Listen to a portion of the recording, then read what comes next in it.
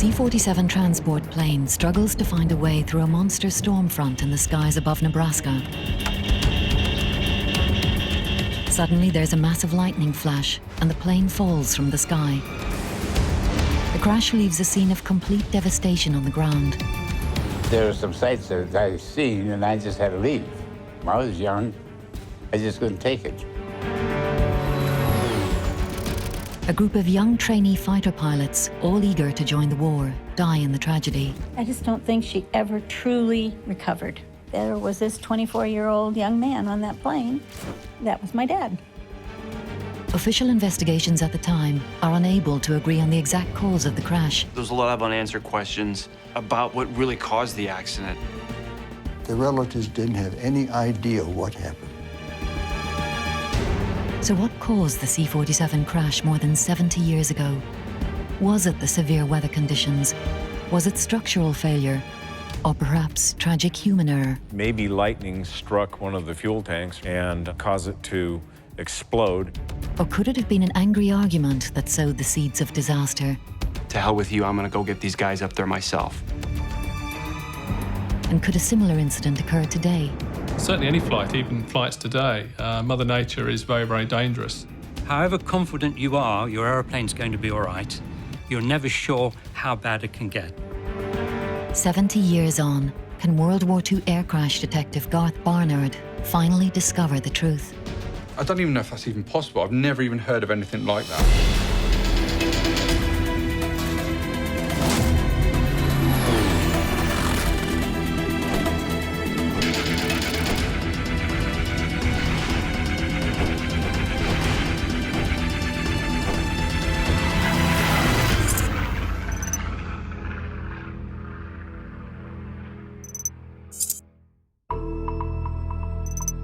For more than 20 years, Garth Barnard has been investigating UK World War II air crashes. They are his passion.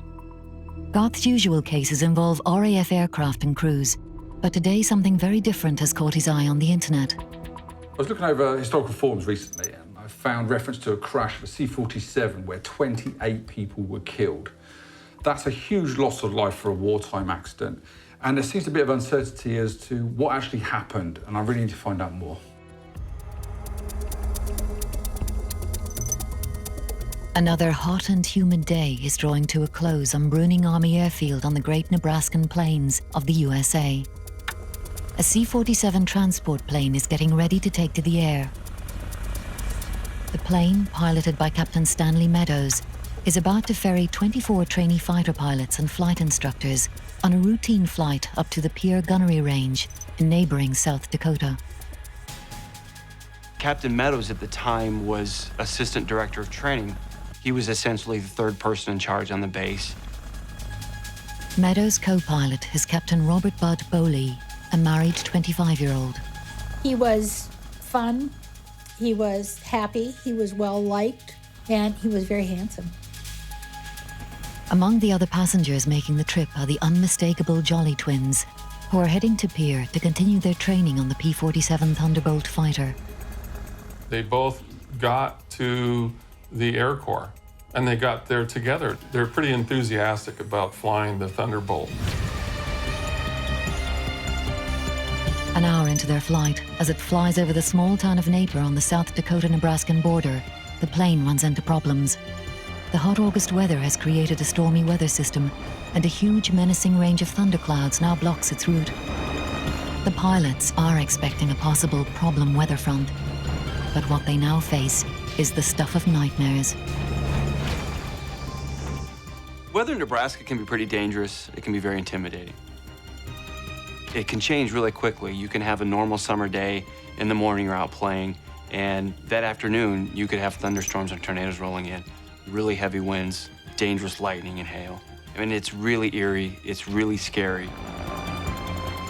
As the plane flies nearer to the storm, it's buffeted by strong winds and high turbulence, and Captain Meadows realizes he has to find a gap in the clouds through which he can safely fly the aircraft. Suddenly, there's a huge lightning flash, and the C-47 is put into an uncontrollable dive. Meadows and Bowley struggle desperately with the controls, but to no avail. Seconds later, the aircraft smashes into the rain-soaked hillside.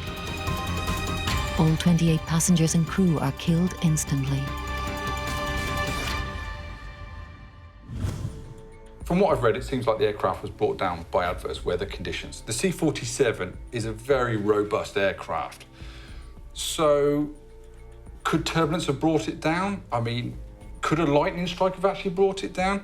I mean, the pilots were aware of the adverse weather conditions, so why did they even risk that? This was one of the biggest crashes of wartime America, and I just got to find out more.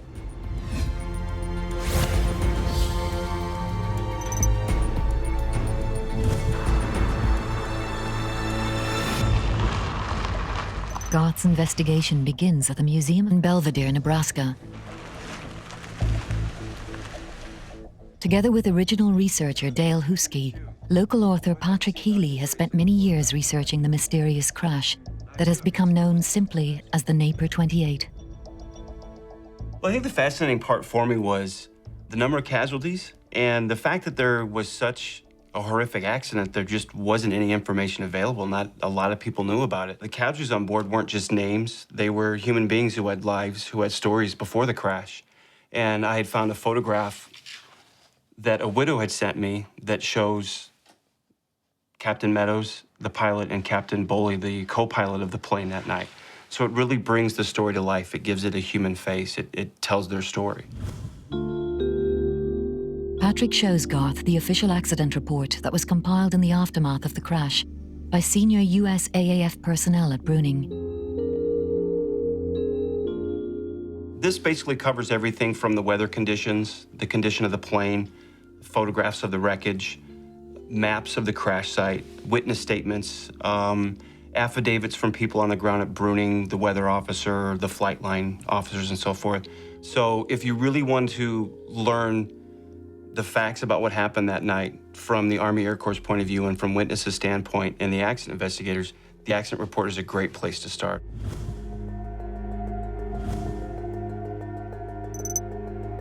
This is Garth's first look at the report.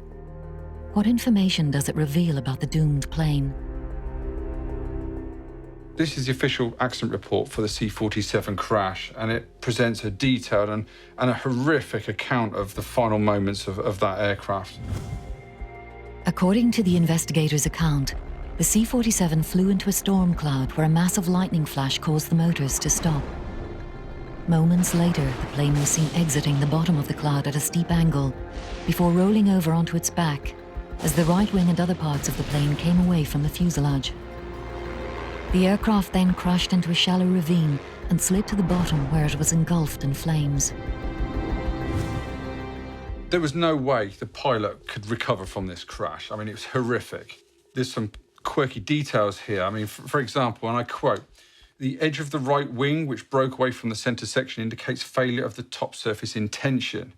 The wingtip section of this wing was bent parallel to the span and concave on the underside.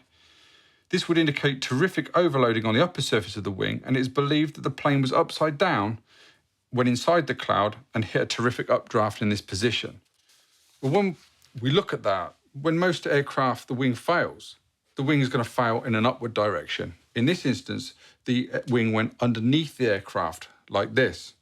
I mean, I don't even know if that's even possible. I've never even heard of anything like that. The report confirms that the plane was sound mechanically and that it had been flying through other moderate turbulence without problems in the days leading up to the crash. On the face of it, it seems to have been some sort of extreme weather event that caused this crash. But can lightning and turbulence really cause such a catastrophic event? I mean, and also, if the weather was that bad, why would the pilot push on through? It didn't take long for suspicions about the crash to arise and rumours to start that were met by a wall of official silence. There's a lot of rumors. Because the airplane broke up in mid-air, the government thought it was sabotage. For 55 years, that thing was closed down. The relatives didn't have any idea what happened.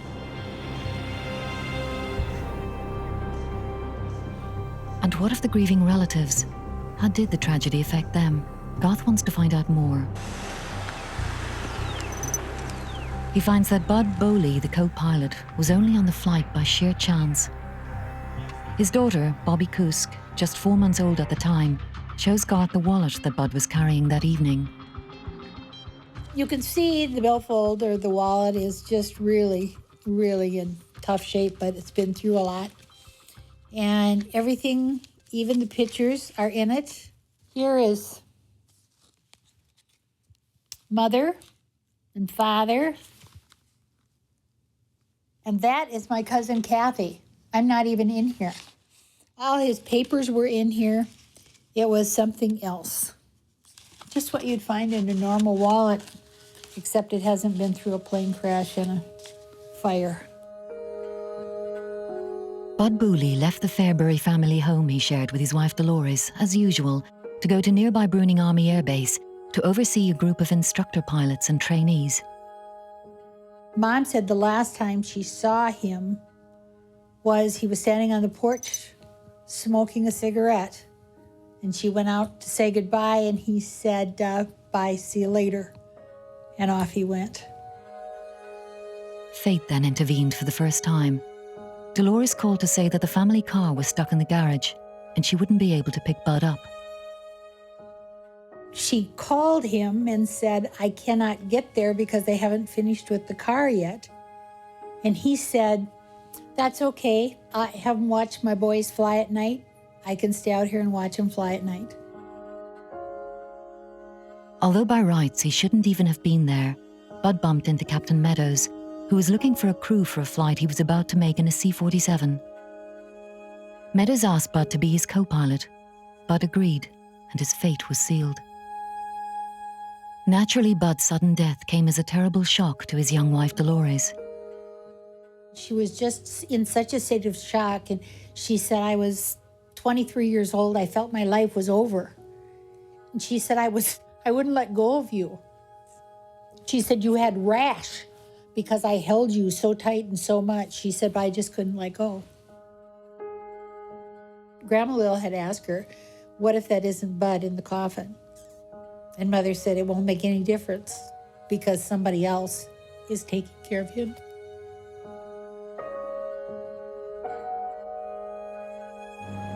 To help him, Garth feels that he needs to understand a little more about the men who died in the C-47. Why was it so important for the plane to push on through the terrifying storm?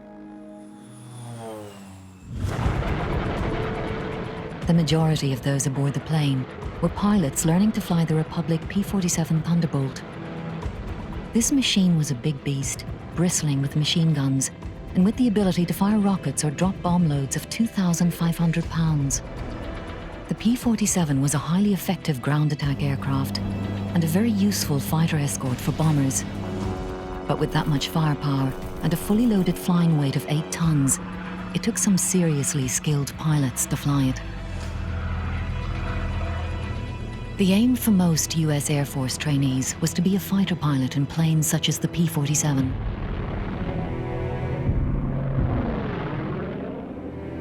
Clayton and Leonard Jolly, who were twins from California, were those sort of men.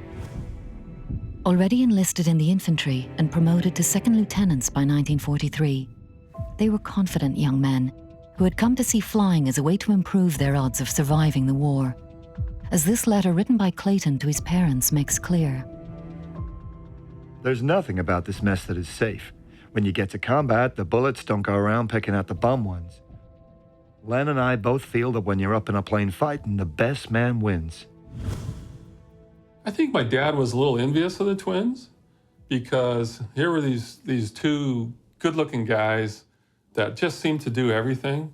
They were stars on the football team, and they had, I don't know how many girls, but they had a lot of girls chasing them. They were just good-looking guys, very popular, and he looked up to them and had nothing but wonderful things to say about them. By mid-1944, Clayton and Leonard had transferred from the infantry, been through flight school together, and had arrived at Bruning Army Air Force Base in Nebraska to finally get to grips with the P-47.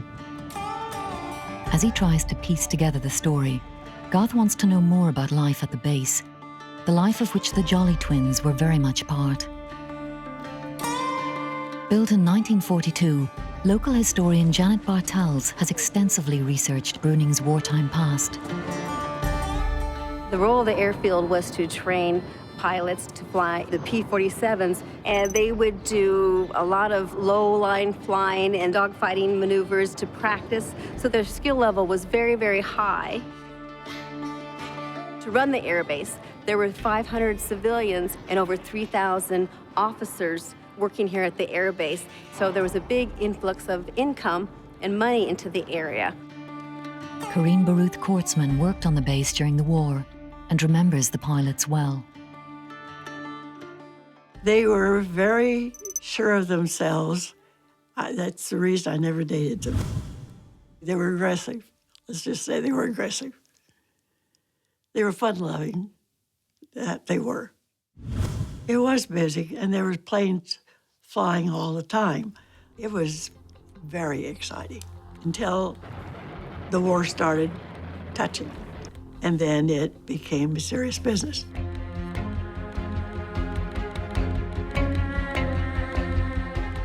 Sometimes powerful machines, youthful in experience, and wartime pressures were a fatal mix, as Corinne and Janet recall.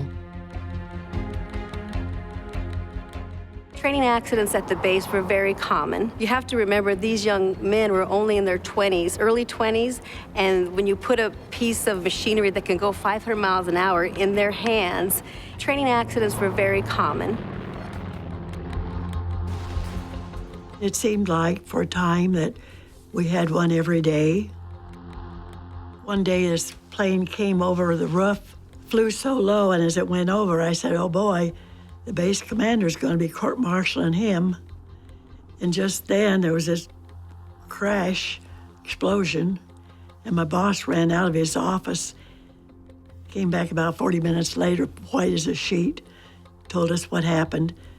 This pilot had flown into a telephone pole and decapitated himself. Garth has discovered that life on base was an intoxicating mix of exhilaration, excitement, and danger. Risk-taking became part of everyday life. Could a certain gung-ho attitude among those aboard have contributed to the cause of the crash? Although Bruning was not alone in experiencing a high number of crashes, Garth finds that the base's incident rate so alarmed the authorities that in the summer of 1944, its commander, Colonel Charles Steed, was replaced. The reason given was a perceived lack of discipline among Brunel's personnel. The base's new commander was Colonel Charles McAllister. McAllister was a strict disciplinarian and a veteran fighter pilot who had stamped his authority on the base, as one pilot was to find out. There was one particular instructor pilot who was reported buzzing the town of Beatrice, Nebraska, and he had flown so low over the buildings that the people were able to get the number off the side of his plane, and they called back to the base. And when he got back, Colonel McAllister grounded him, wouldn't let him fly anymore, and within 2 months he had been discharged from the military. Colonel McAllister court-martialed him. He was that serious about making sure that these guys lived to go do what they were being trained to do. The pilots were desperately needed. In the wake of the D-Day landings in Europe, the P-47s and their pilots had a vital role to play in supporting the Allied advance through France and Germany. McAllister was determined that his strict new regime was going to get them there in good shape. So there was now tougher discipline at Bruning, which leads Garth to another theory. Could McAllister's new approach actually have contributed to an argument that helped cause the Napier crash? Interviews conducted with servicemen, pilots, and officers on the base by Pat Healy and Dale Huskey give Garth a fascinating picture of the events before the plane took off. At about 5:30 p.m. on August 3rd, the C-47, flown by its usual pilot, First Lieutenant Wayne Palmer, touched down on the baking hot runway after an uneventful 7-hour flight from Colorado Springs. On the ground, the men due to fly in it to Pier were waiting. Palmer and his crew retired to the officers' club to grab a meal, a drink, and a well-deserved rest after a punishing few days, but they were met by Captain Stanley Meadows, the base's third-in-command. Captain Meadows was clearly impatient to get the C-47 back up in the air and the trainees up to pier as soon as possible. But Palmer, who was tired, hungry and thirsty, had other ideas and flatly refused. Captain Meadows at the time was assistant director of training, and you really didn't tell that person no. But Lieutenant Palmer felt that he was too tired to fly, and he let Captain Meadows know that. Captain Meadows and he exchanged some profanities. The argument became a little bit heated, and Captain Meadows told Lieutenant Palmer basically, to hell with you, I'm gonna go get these guys up there myself. An angry and agitated Meadows stormed out and set about finding a new crew for the flight, a crew which included the unfortunate Bud Boley. With a crew in place, Meadows went over to the weather station to hear the weather forecast. Meteorologist Lieutenant Theodore Gianos was on duty that evening. In the official accident report, Gianos stated that he had warned Meadows about powerful thunderstorms forming just south of their destination. He alleges that Meadows seemed anxious and in a hurry to leave the station, and that as he did so, he muttered that there was just too much weather on the report Gianos had given him. From the people that I've spoken with, it's kind of my opinion that Captain Meadows may have had his pride or his ego bruised a little bit in the officers' club in front of everybody. And it almost seems as if it was something that he couldn't back down. His credibility, his authority as an officer is on the line. His reputation has been called out. He's got to make that right. And so he storms out and tells Palmer, to hell with you, I'll get them there myself. And I think that starts the ball rolling, where when he comments to Lieutenant Gianos, boy, there's a lot of weather on this, it appears that Captain Meadows is given an out. And it almost seems that he's trying so hard to make this work that it begins to unravel and fail. Having calmed down a little, Lieutenant Palmer wanted to make sure the plane got away without any problems. So he returned to the C-47 and watched as the passengers and crew prepared for the flight.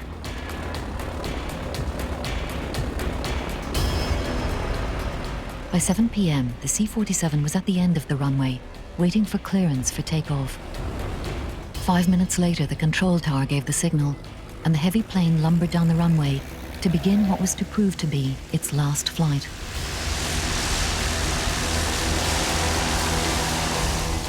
Could Captain Meadows' conduct have been the main reason for the crash? The official report seems to think so, as Garth discovers. The pilot, Captain Meadows, he does seem to be getting a lot of the blame here. McAllister, his commanding officer, states in the report, and I quote, "Responsibility for the accident is judged to be 100% pilot error in that the pilot used poor judgment in continuing his flight into the storm cloud." Pretty damning stuff. However, the base's accident committee was not quite so sure. Their report apportions blame as 50% pilot error, 25% material failure, and 25% poor weather forecasting. But there was a sting in the tail. And the committee have this little punchline, and I quote, "The pilot was not adequately cautious with due consideration for the worth of his cargo." That's pretty damning again. But they do go on to state that they knew Meadows and how he flies, and they also believe that he never would have actually entered a thundercloud like that. So had Captain Meadows acted recklessly? Perhaps. But Garth has found another piece of evidence that might give a clue as to why the C-47 crashed. In addition to the anecdotal evidence that Meadows was in a rush to get out of the weather station, we also have the fact that he miscalculated his takeoff weight. He actually stated and wrote down here in the official document that it was 27,537 pounds, when the investigators recalculated that to be 29,100 pounds, which is actually over the recommended takeoff weight. It's certainly true that in wartime, rather conservative weight safety limits for aircraft were sometimes exceeded, and that the report doesn't see extra weight as a significant factor in the crash. But for Garth, this information gives more valuable insight into the situation. The weight was approved by another officer, so you can't completely blame Meadows. And if he was in a rush and not the sort of person you'd say no to, perhaps the other officer said, just go on your way. At the end of the day, Meadows didn't have a death wish, and he knows the capabilities of the plane and the operational limits. So Why would a plane like that just fall out of the sky? Could lightning and turbulence really bring down a C-47 like that? Even though he had warned Meadows about the weather conditions en route, the meteorologist Gianos didn't try to stop the flight. Obviously, both he and Meadows believed that the rugged C-47 could handle the conditions. Was their faith justified? The Douglas C-47 Skytrain was the military equivalent of the Douglas DC-3 airliner, which appeared in the late 1930s. A wonderful workhorse, which became, in military and civil service, the ubiquitous transport aircraft all over the world. It was very rugged and dependable.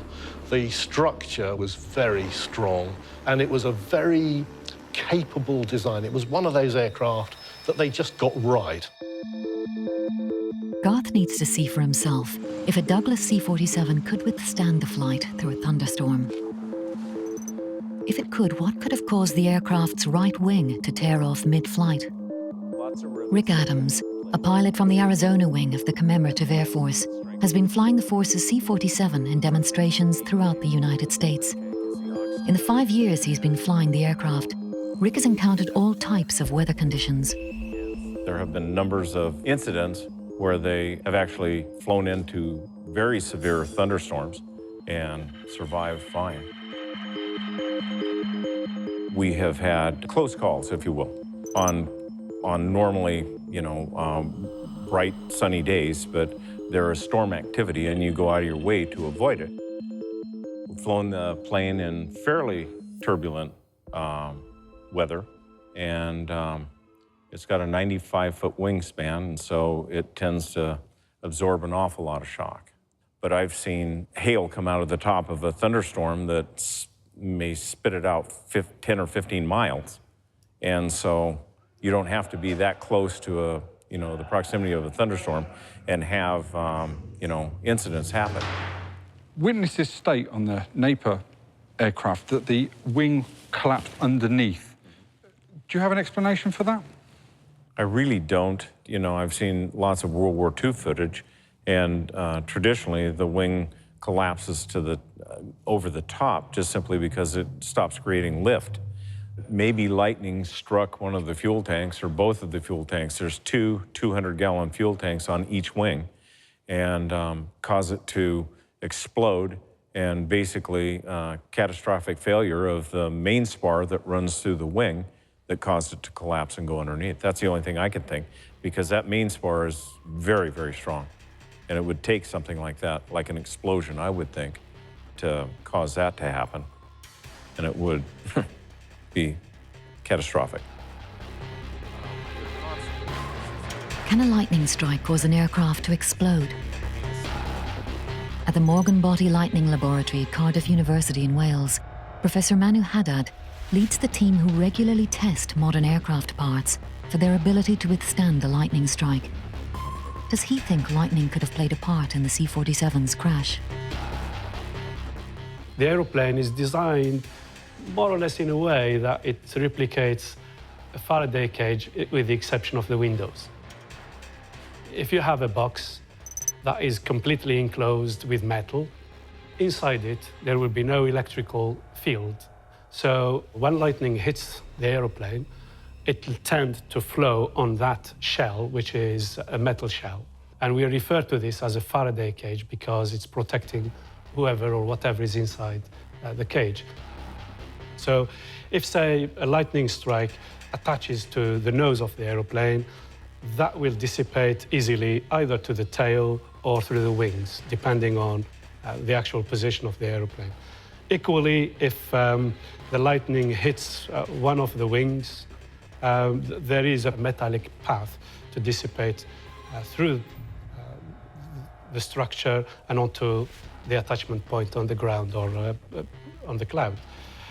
Any other part which is sort of non-conducting away from these areas will be safe. Because it's metal, it's very unlikely that it'll cause major damage. However, if you combine this with other weather conditions, such as wind, you may create a situation where that lightning strike could touch a sensitive part of the aircraft, such as fuel tank areas or pipes going into the engine.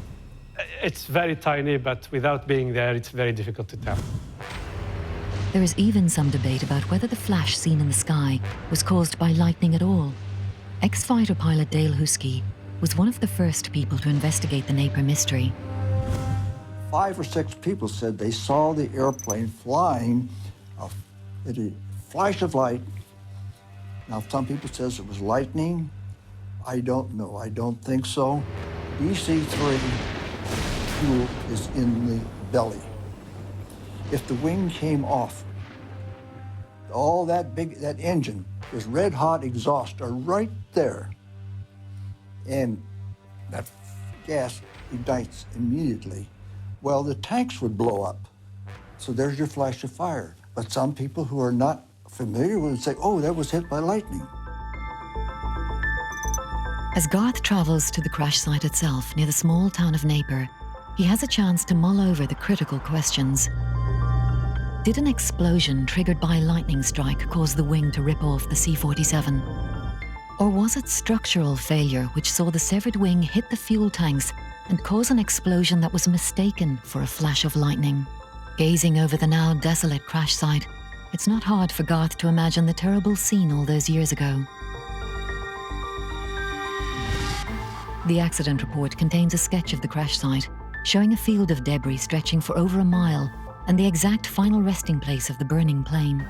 The sketch seems to confirm that the plane had already started to break up before it hit the ground, because it shows that some debris had landed far away from the point of actual impact. This was backed up by one witness statement contained in the report, which also reports a flaming light that could be seen in the fuselage. But the other witness statement disagrees. It says, "I did not see any pieces flying off the airplane at any time, nor did I see any fire on the plane while it was descending." So which version is correct? At what point did the plane catch fire? Garth has managed to track down an eyewitness who saw the plane's final moments. Art Martins, a local resident from the nearby town of Napier, was working just half a mile from where the plane crashed. And I looked out, and there, that plane was coming out of the sky, out of the clouds. To me, it was just like a ball of fire. That's about all I seen. It was just like a ball of fire, and it was all in a diameter of about 12 feet. That's what I could see from the clouds. And as it went down, they lost their engine about a quarter of a mile away from where it did land. It glided from there along the hills and bounced and hit where this washout ditch was and hit that embankment, and that's when it stopped and they all flew out. Arth has confirmed to Garth that the plane was already on fire before it hit the ground. Art was also one of the first people to arrive at the crash scene, and the horror of it still haunts him today. But there were some sights that I've seen, and I just had to leave. When I first got there, this guy was up on the bank, on his haunches, and it took me a long time before I ever told anybody this story. His hands were gripped into the mud, grass, dirt. So while I was turning around looking, I heard something. I turned around, and he fell over when I had my back turned. He was on his hunches when I first seen him. That's what really got me, because he was still alive, and he must have hit that. When I was young, I just couldn't take it. Art's moving evidence backs up the testimony of original witness Harry Hellenbolt, who says in the accident report that he saw flames as soon as the plane emerged from the bottom of the cloud, before the plane rolled, and before a large piece of the aircraft, most probably the wing, fell off. For Garth, the evidence suggests some kind of ignition happened before the plane broke up. Was a lightning strike really to blame?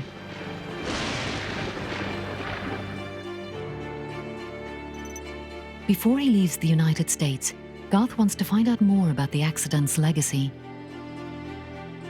Judy Pulliman was just a month old when her father, Leonard Jolly, was killed in the Napier crash, leaving behind his young wife, Dorothy. There was this 24-year-old young man on that plane. That was my dad. I just don't think she ever truly, really recovered from that, because he was the love of her life. My mom grappled with that for her whole life, not feeling like she reached not success, but reached what she had hoped for perhaps as a young girl. And very, very depressed by the end. She died when she was 62. She was very young. And just never really came out of it. And so after she had married my stepdad, she talked about my dad a lot, which was not good for my stepdad. And so when she died, she asked my stepdad if she could be buried next to my dad. And he said yes. So it shows me a lot for him, and also shows me how much it meant to my mom.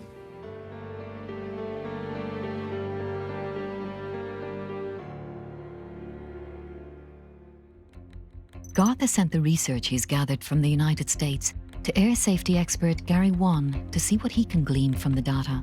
With over 30 years in the aviation business, including working at the Air Accident Investigation Branch at Farnborough, Gary focuses on the experience of the pilots and the plane's weight. Both pilots flying the aircraft had limited experience on multi-engined aircraft. They had a large number of hours, something like 900 hours, so they were both experienced pilots.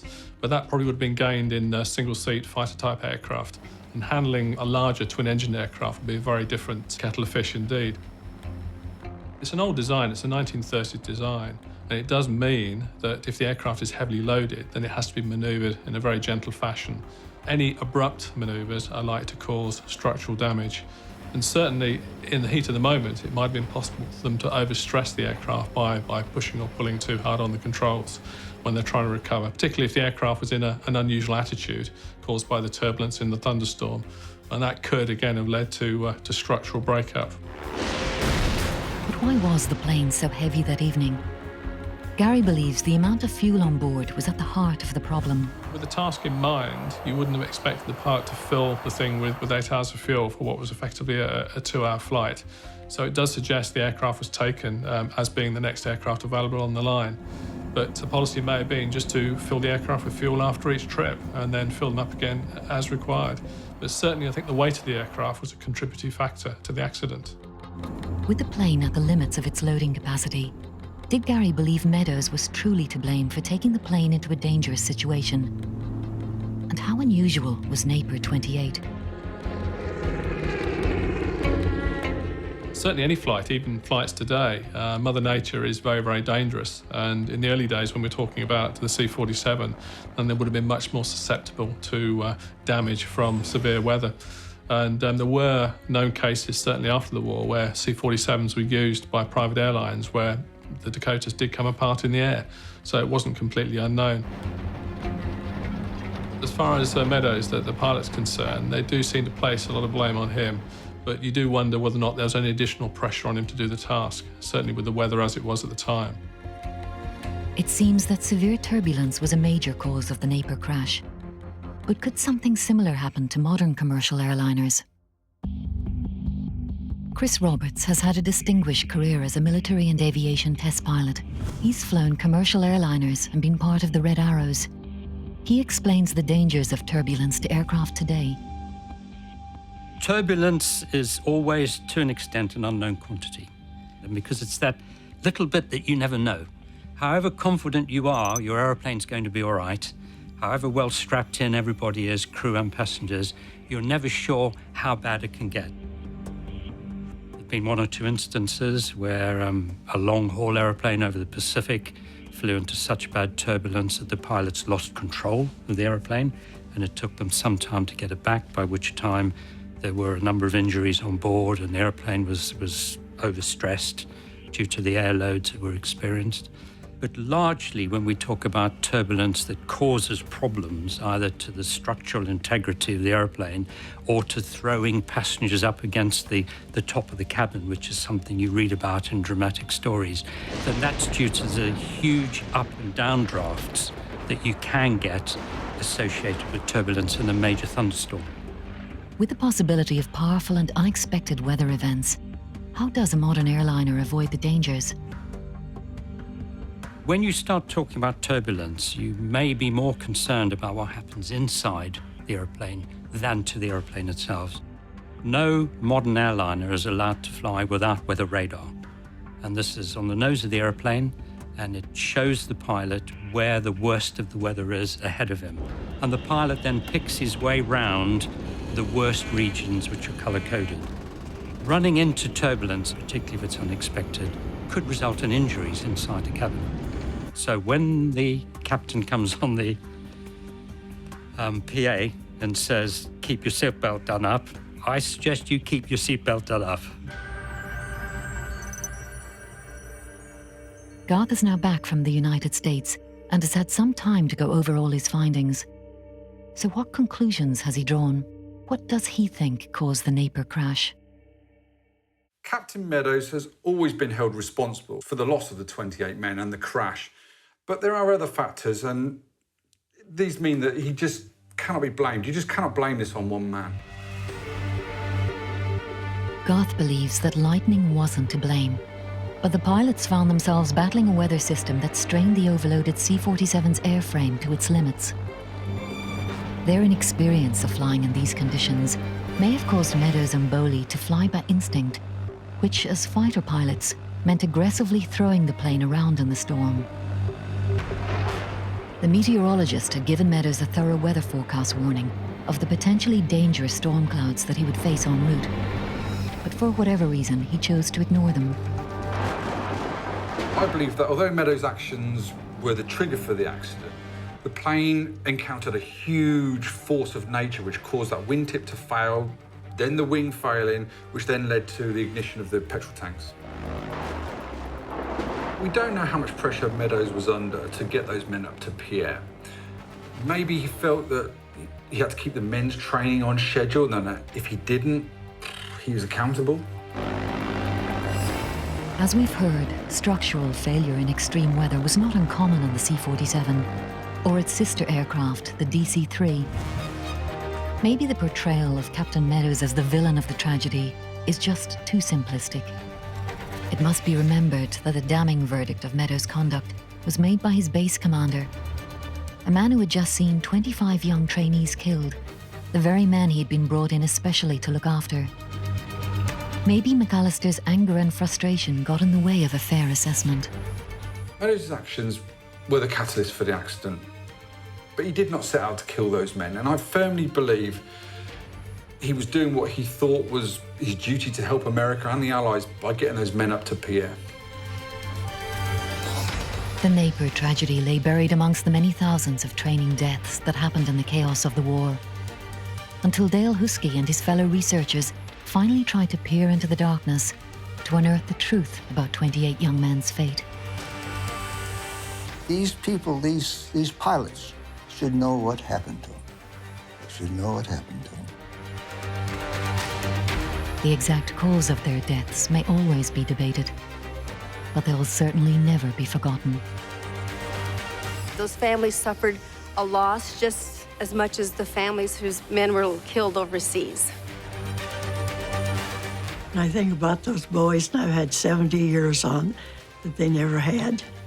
I think about that.